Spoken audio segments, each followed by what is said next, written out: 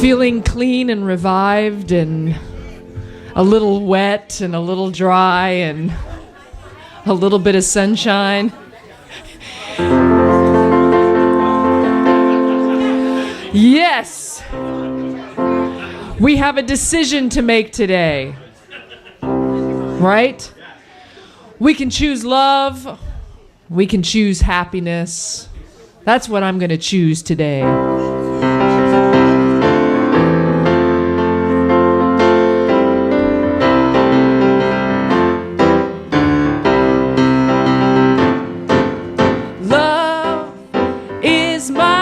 Decision.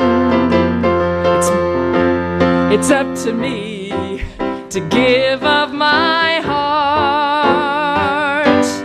Love is my decision, and no one else can tell me to start.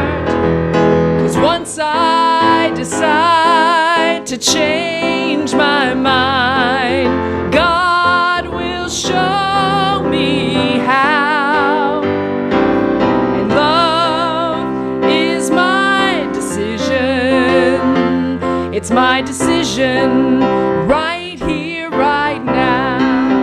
And love is my decision. It's up to me to dance down that road. And love is my decision, and no one else can lighten my load.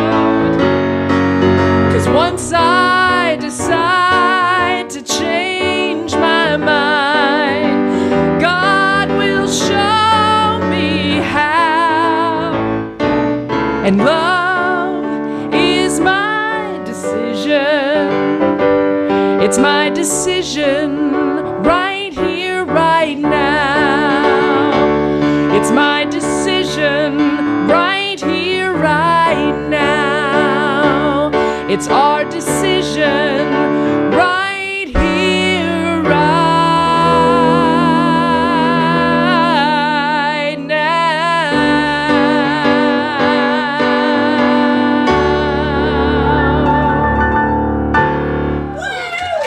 Yeah.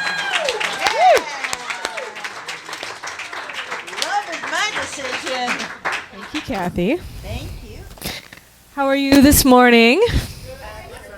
Good, excellent, wonderful. Still waking up. Coming in from the rain. Coming out of the cold. Yeah, well, I'm still grateful for the rain. We're definitely not in a drought anymore, but I love the rain because it really cleanses everything, and it leaves everything fresh and new. My flowers at home are blooming. My trees are blooming. Everything seems to be in bloom, and I love that. The weeds are growing. It's all blooming.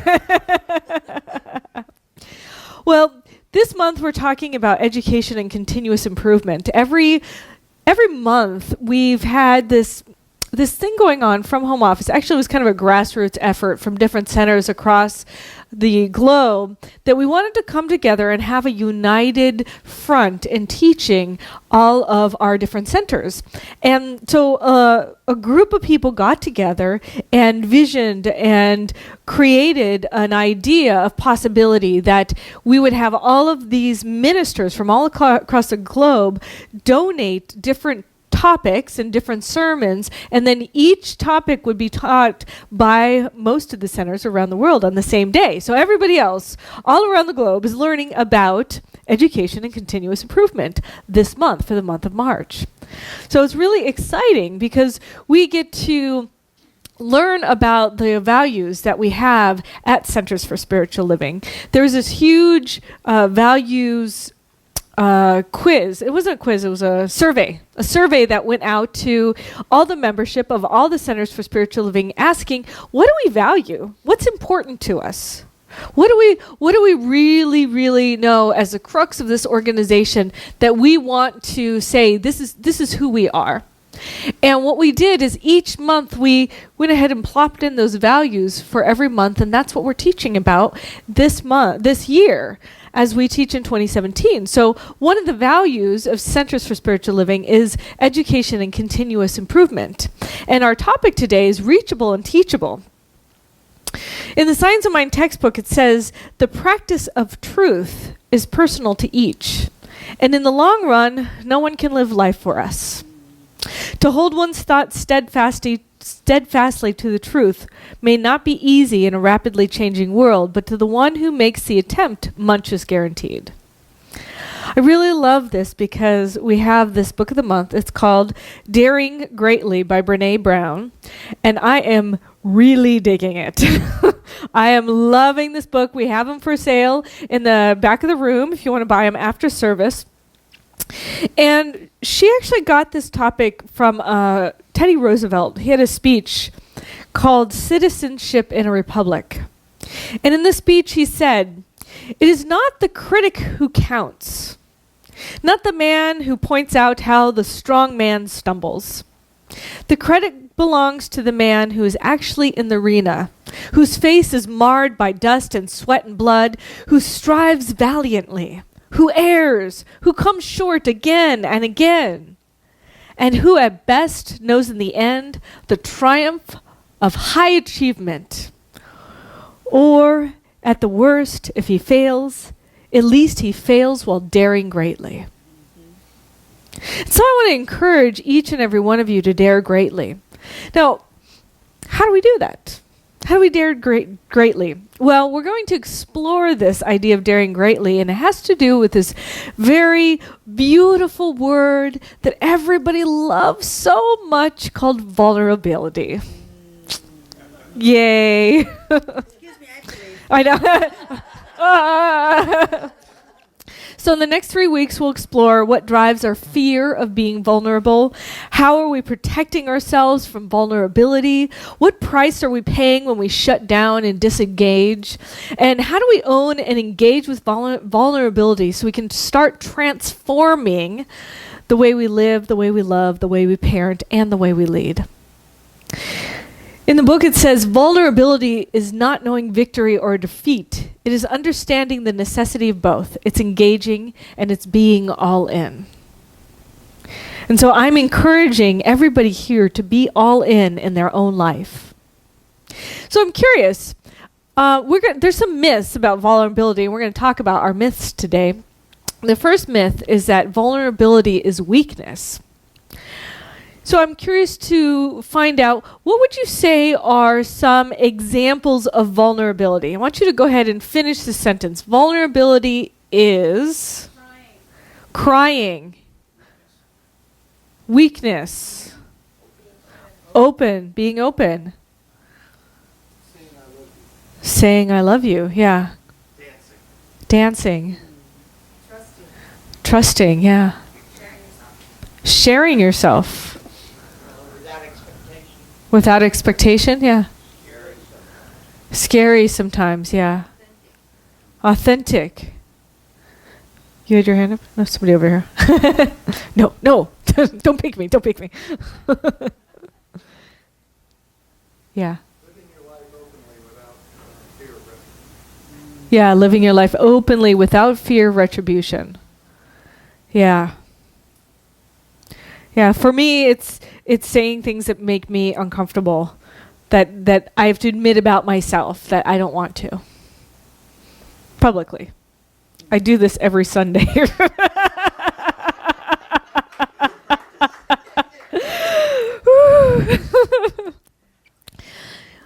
So, besides saying vulnerability is weakness, did any of those things sound like weakness to you?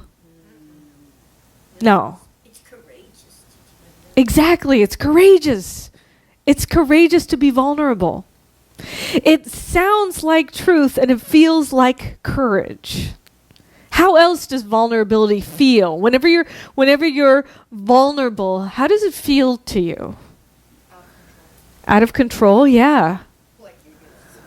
Like you're going to throw up. Right? Letting go, exciting, freeing. Scary, risky. Yeah. Uh-huh. I think from a physiological point of view, there's a chemicalization that goes on in your brain, and it's like you get adrenaline, you get the butterflies, you feel nervous, Mm-hmm. feeling what we know as vulnerable, right? Right. So people don't necessarily want to experience that, so they shy away from being as open as they can. But I think if you push through that, then it will go away quicker. Yeah, well, and you said adrenaline, butterflies, feeling nervous. And if you push through that, it will go away quicker. And if you don't push through that, what happens? You live your life in fear. Exactly. It sucks. Yeah. And yet a lot of us do it, right? Yes. I also think if you didn't have that, you wouldn't really be alive. Uh-huh. If you didn't have that, you wouldn't really be alive. So we all have it. It's not there. I bet you there's not a single person in this room who isn't vulnerable, who doesn't have vulnerability. Now, I was looking at the etymology of the word of vulnerability, and vulnerability is like exposed, and you could be hurt. Weakness is you are hurt. You have a weakness. You are hurt. So one is you could be, the other one is you are, right? So it doesn't mean that you are. It just means that you could be, right? That exposure. So when you watch people be vulnerable, how many of you love watching people be vulnerable? I do. I love it. You can see in their heart, right? Yeah, Pat? It brings tears to your eyes. Yeah. Yeah. It's truth. Exactly. So we love seeing openness and truth from other people, but we're afraid to let them see it in us. We're afraid that our truth isn't enough. So we have this crux in the struggle. I want to experience your vulnerability, but I don't want to be vulnerable. And that's because we believe in scarcity. We all have these tapes in our lives. They're scarcity tapes. It's really easy. I'm never blank enough. Anybody want to fill in the blank? Good enough. I'm never good enough. So I'm never smart enough. Pretty enough. Worthy enough. Nice enough. Skinny enough. What? Productive enough. Right? Uh-huh. Whatever. Not enough. I'm not powerful enough. I'm not safe enough. I'm not extraordinary enough. I'm not smart enough. So we have these tapes, and they're playing in our head, but they aren't who we really are. And yet we can diminish the tapes by being authentic about them. It's by shining the light on our vulnerability actually diminishes the power that those tapes have over us. So I'm going to do that right now. I have my class, my Shortcut to a Miracle class, asked me to show the award video that I got. So I left my award in the office, but I got this award, the Youth Champion Award, for all of Global Centers for Spiritual Living for the work that I do with 18 to 35-year-olds in our organization. And so I got presented an award. And on this, at this meeting, this business meeting that Kathy was talking about, that was globally done, they asked me to record a video and show the video as my acceptance speech as they presented the award for me. So here is the award, acceptance. Hi everybody, it's Reverend Abigail Shire, and I am here to joyfully and gratefully and humbly accept the Youth Champion Award for our entire organization. Wow, that's pretty phenomenal. And I know that you're invested in what I'm up to because I'm invested in the emerging leaders in our organization. And it's a really incredible thing to be recognized for this, especially because When I was 21 years old, I walked into San Jose Center for Spiritual Living, and I was completely inspired that I had found my tribe. And I went right into classes, and I learned how to be financially successful. I learned how to have great communication and amazing relationships. I attracted the woman of my dreams. I have this amazing, amazing community that I was able to birth as a minister. There's so many things that I was able to do because of this teaching. And I know that all of these possibilities and more are available to so many people. But there's something going on in our organization that really needs attention. And I realized this when I went to the ministers' convention, and I asked in the room of about 200 ministers, how many here are under 40? And there was 2 ministers who raised their hand. And then I said, well, how many here are 60 and over? And about half the room to a third of the room raised their hands. And then I asked, well, what's going to happen in, 5 to 20 years when you all retire? And that's the big question. What is going to be our legacy? How are we going to create the momentum of continuing this organization, moving on and making an impact in the world just like it's impacted me and probably many of you? So I ask that question to you right now, and I give you some choices, some opportunities that you can contribute to help create this thriving organization. The first is I have a retreat called the Next Gen Retreat, and it is geared at our emerging leaders, 18 to 35, created by our emerging leaders from all across the country. And it's going to be the most amazing retreat. It's our second year, so I'd love for each and every community to send at least one emerging leader to the retreat. I also encourage your communities to tithe to the Regeneration Committee, the fund that's there to help ministers, ministerial students who want to be ministers and they're 18 to 30 years old. So it gives them an opportunity to have that support. The other thing is that Launching Pad is reinventing itself. Clue into what they're up to. They're also affiliated with the Gene Houston Foundation, and they're doing Social Artistry Odyssey, and there's so many more things going around that really are gaining momentum. Several communities have their own emerging leader teams, and it's so important for each and every one of us to invest some time and attention and love into that area so we can nurture it and grow and thrive, because I know we're all invested in having 100 million points of light. And this is what it's all about. Thank you. Namaste.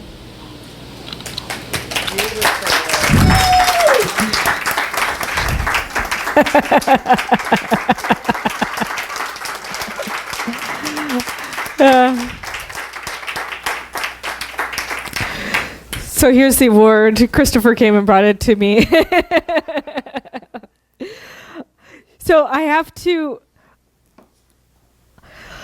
admit that while I was watching that I was at home and I was watching it, and I knew it was going out to all these different communities and all these people from around the world, right? People watching it at the same time. And these were the thoughts that went through my head. So you were seeing the video. I'm seeing the video. And I was like, was it good enough? Did I say the right things? What if everybody hated it? Was I overstepping my bounds and saying certain things? I was really nervous. I swear. I'm even sweating a little bit right now just watching it again.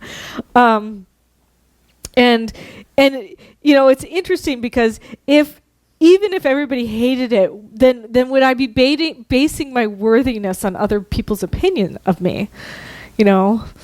If you didn't clap and you guys all left, like, oh my God, I can't believe I'm here represented by her. But those are the thoughts going through my head. I'd like to pretend like I didn't have all those thoughts, but I did. And it's very uncomfortable to just even tell you that. But that's why I'm here. I was like, oh, great. Now I got to be vulnerable in front of you guys again. It didn't stop me. No, it didn't stop me. And that's the thing. It didn't stop me. And I think that when we realize that we're all human and we all have these fears and worries, and yet, just admitting to them and opening up to them, but not letting them control our lives are a big deal. Not allowing that to remove me from who I can be in the world. And I know that there's a lot of scarcity culture out there. There's a lot of scarcity culture. It's in our country. It might be in your family. It might be in the social system or your own personal culture that you grew up with, your community. And the scarcity culture, is happening if three things are happening. 1, shame. 2, comparison. And 3, disengagement.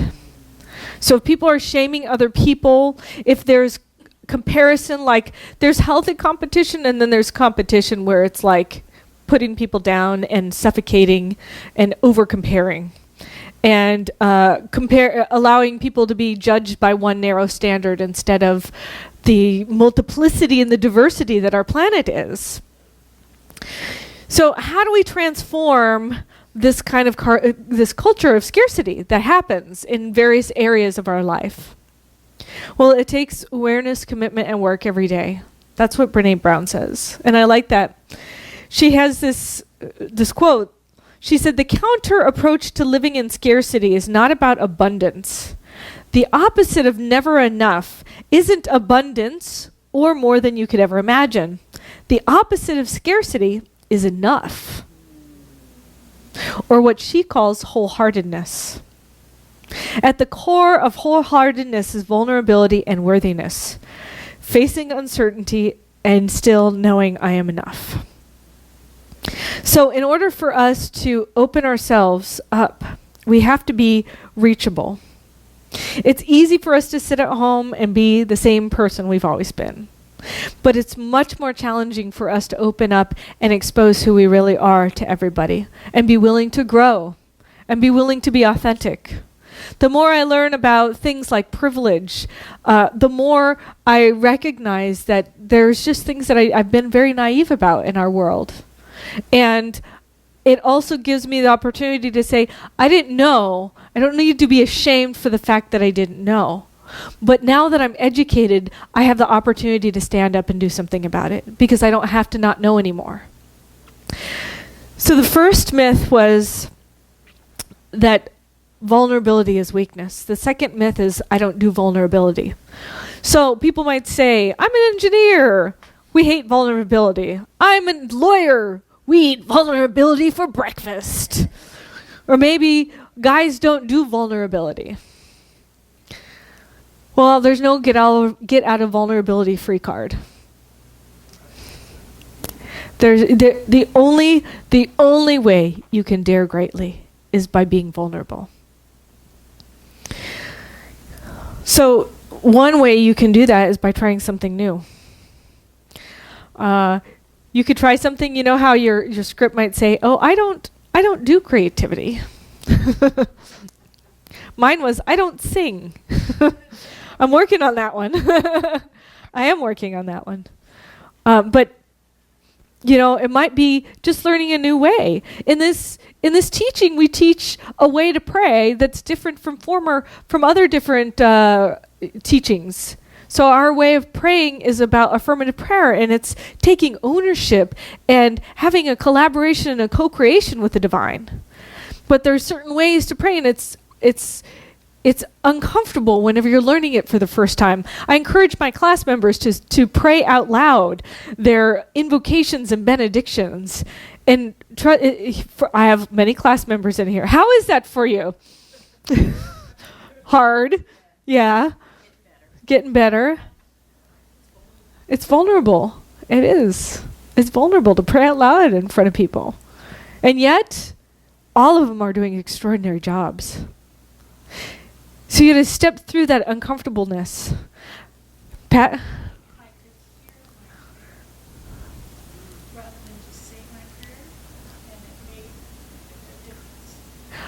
Yeah. So speaking your prayer out loud, I can hear my prayer rather than just saying it. You actually hear it at a deep level.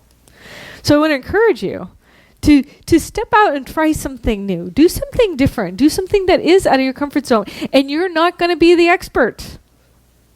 You may not sound like praying like I do.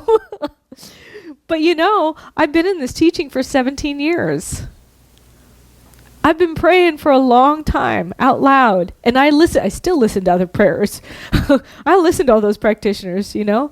I listen to Kathy and Bobby and Lucy and Paul, and I still glean, you know, amazing ideas on ways to speak things into reality that are very, very helpful.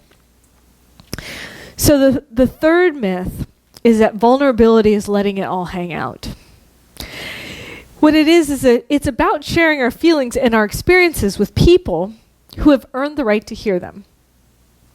So we need to feel trust and be vulnerable, but we also need to be vulnerable in order to trust. So there's a chicken and the egg kind of thing going on, like, like, you know, I in order for me to be vulnerable with you, I have to trust you, and yet in order for me to trust, it's both of them. How do you start? Well, there's a story about Brené's daughter, and when she was in the middle of 3rd grade, her name's Ellen, she had her first experience of betrayal. So during recess, she confided in one of her friends kind of a slightly embarrassing thing that she had done earlier in the day. And by lunchtime, the entire group of girls knew this embarrassing thing. And so she by lunchtime, all the girls were laughing at her and making fun of her. And even whenever the lunch, you know, they came into class, some of the girls were even laughing, and they were making a ruckus. And the teacher took some marbles out of the marble jar. So what happened is they have this beautiful thing. In the first day of class, the teacher came with a jar, and a bunch of marbles. And whenever the class as a whole is doing something, making good choices, being positive, listening really well, then she would throw a handful of marbles in the jar. And then when the class is acting out, breaking the rules, not listening, she would take some marbles out of the jar. And when the jar got filled up, then the class would be rewarded with a celebration. So unfortunately, because Ellen told the secret and her friend broke her trust, then all the kids were making fun of her, and then to top it all off, the teacher took some marbles out of the jar, all because the kids were laughing at this whole condition. So Brené was trying to think about a way to help her daughter. And she said, you know what? Think about your friendships like the marble jar. So whenever anybody supports you or is kind to you or sticks up for you, then you put marbles in the jar. And when people are mean or disrespectful, then you take marbles out of the jar. And her daughter got really, really excited because she realized, you know, that friend wasn't my marble jar friend, but I still have some marble jar friends. And she got really, really excited. And so Brené and her daughter talked about the marble jar friends. And after thinking about it, she said, you know, well, how do people get marbles? If you have marble jar friends, well, how do people get their marbles? And they thought about it, and they came up with some ideas, and they said, you know, well, they always keep our secrets, or they'll tell us their secrets, or they'll make sure I'm included in fun things, or they know I'm sad and they ask me why. You see, trust is built one marble at a time. So I want to encourage each and every one of you to be marble jar people. And in order to do that, you got to be willing. You see, the class on the first day of class, when she had the empty jar, the class fully participated to begin with. They jumped in and they got some marbles in their jar. And I encourage you to start doing that with people that you know. Is to be a marble jar person and build up trust with them, but that means that you have to share some of yourself with them. You have to keep their secrets. But then you also get to be open and vulnerable and give them the opportunity to trust you. So those are the 3 things that I really encourage you to do. is to be vulnerable this week. So I have failings as a spiritual director. I just want you to know that. I wish I didn't, but I do. So I have some of my failings. I'm not the best at responding to email. I'm a much better big picture person, but the little details are still important to me. But I really am a big picture visionary type of person. I have big problems asking for help. As a matter of fact, on Friday, I worked all day alone in the office here, and I rearranged the desk and everything, and I was really angry by the end of the day because I didn't ask for help. And also, sometimes I work for like 2 weeks straight because I work Friday. My weekend supposedly is Friday, Saturday. That's the days I'm supposed to have off, but I work all the way through because I don't ask for help enough, and I need to. So my role is to be the spiritual director, which means that I'm the vision caster. I'm the person who teaches classes. Well, people, there's more than one of us, who teaches classes. I facilitate workshops. I do retreats. I do Sister Spirit and Next Gen retreat. I train spiritual leaders. Another role I have is to constantly be learning and daring greatly. So some of the roles I do, because I don't know how to ask for help, I am the office manager, the storage organizer, the office supply orderer, the flyer printer. I put all the chairs up today, and I do almost every week. I've taken home dishes to put in our really brand new dishwasher, which I love, and take tablecloths home. I wash them. I count money. I do data entry. I'm an event planner. Really, I would like to be doing what my role is, but I do all of those other things because I don't ask for help. And so I really would like help. I don't have all the answers on to make a spiritual center like this thrive. I've never done it before. This is the first time. And I know that I would like all of your help in leading this organization. So maybe you're here for the first time. Don't worry. You don't need to worry about it. Just enjoy. Just enjoy. Make connections. But if you're not here the first time, I want to ask you, what would it look like if you owned this community? What would it look like if you helped me, like we took this community to the next level? What would it look like if we leveled up our connections and our quality? What would it look like if I was fully supported because I actually asked for help because you didn't know? I'm taking ownership. What would it look like if all of you decided that this community was yours and you wanted it to be yours and you wanted to have a high quality community that was vibrant? You see, I do see this vision. I see the vision of this community as a diverse organization where we are an impact, not only on the peninsula, but at the Bay Area. We make an impact in the globe by transforming people's lives.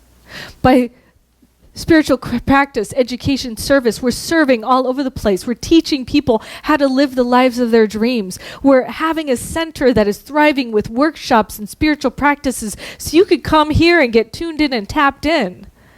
We're open. We're a center without walls. That's what we like to say. We're a center without borders.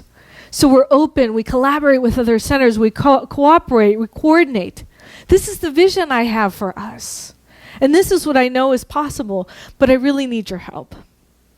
And so I know that each and every one of you has gifts to give. And I want to encourage you to see where can you give your gifts and how can you support not only the center, but the world in thriving, because it's going to take all of us, and it's going to take us to be vulnerable and willing and stepping forth and to share and trust with each other. Are you willing to do that with me? Yes. Yay!